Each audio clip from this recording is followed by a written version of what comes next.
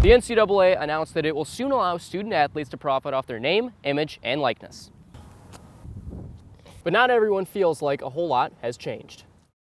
In 2018, Dr. William Lovis found himself here at the MSU Museum. He was doing research on a 500-year-old Bolivian mummy, and just when he thought his work was wrapping up, well, it was only just getting started.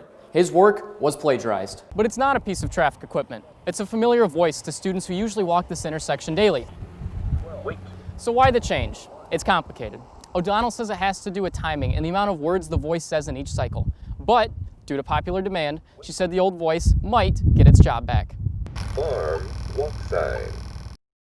All of the pottery I have here is from this one location on Drummond Island. He may be retired, but he still works. I don't have any job duties. I can do whatever I want. In 2018, Dr. William Lovis found himself here at the MSU Museum. He was doing research on a 500-year-old Bolivian mummy, and just when he thought his work was wrapping up, well, it was only just getting started. His work was plagiarized. I've got multiple lines of evidence coming together. A Michigan State committee suspended MSU Museum Director Mark Auslander this week. Before the suspension, Lovis and Auslander saw the plagiarism case differently. That's a serious violation of research protocols, and I was very annoyed by it. Lovis says he didn't get credit for his work in a newsletter published by Auslander. Dr. Auslander has been found guilty of plagiarism, falsification, the distribution of falsified data, the lack of crediting of researchers, and questionable research practices. Guilty, after a one-year investigation by different university panels. I do think that certain aspects have been blown out of proportion really dramatically. The claim that there was any kind of research misconduct is ridiculous. The museum director says he apologized. The positive side is I've shared a corrected version of the newsletter. I've certainly apologized in writing to Dr. Lovis. I do think we can look forward now. Well, he claims to have given me an apology, but every time he apologizes, he comes up with an excuse. It was an accident. It was inadvertent. It wasn't that big a deal. The mummy has since been returned to Bolivia, the newsletter taken offline, and the controversy continues. Is this a career-ending mistake for Dr. Auslander? All right, well, from my perspective, it should be. Auslander's replacement doesn't have a long walk. From across the street, the dean of MSU Libraries takes over during his one-month suspension.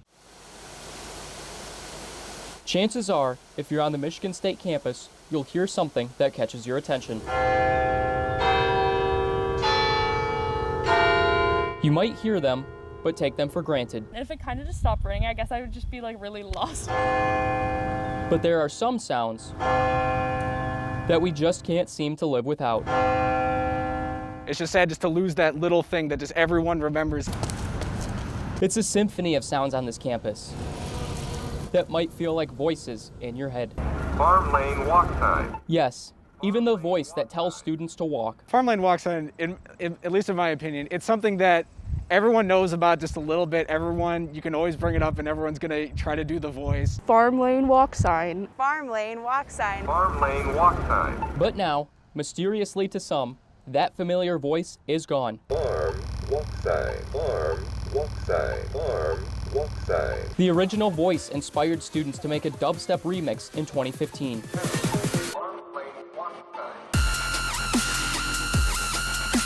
The MSU Facilities Department announced the change on their Twitter account. Students like Mark Brewy couldn't believe it. I only tweeted it just to my regular Twitter and it blew up from there, so I didn't have to do very much work.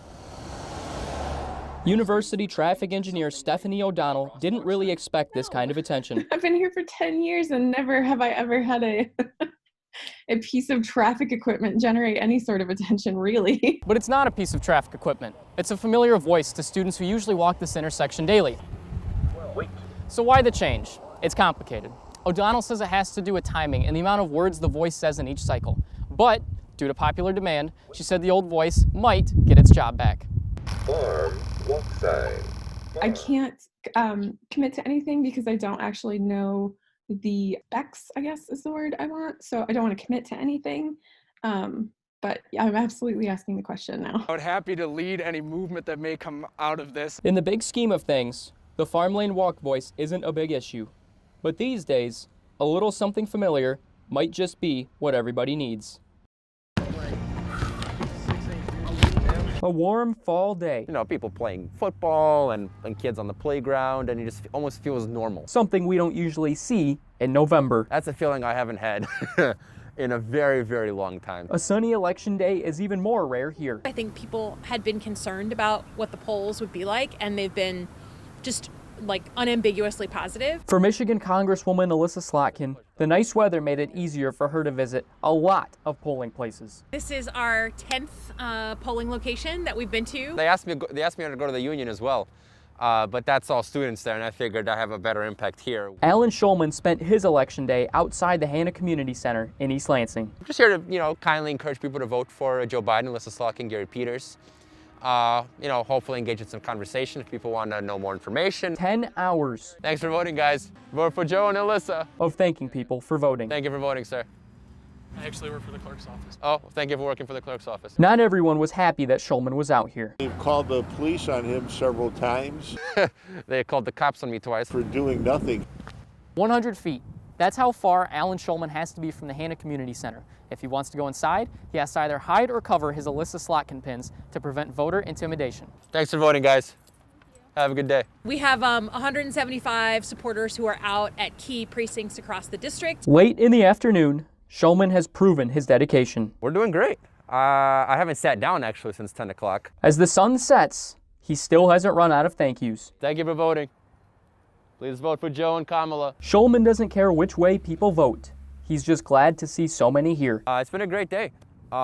Super happy with the turnout. He says the long day was worth it. Been a lot of people, a lot of great interactions. In East Lansing, Thank you for voting. I'm Sam Britten. Please vote for Joe and Kamala. Focal Point News. And Alyssa Slotkin. Thank you so much for your support.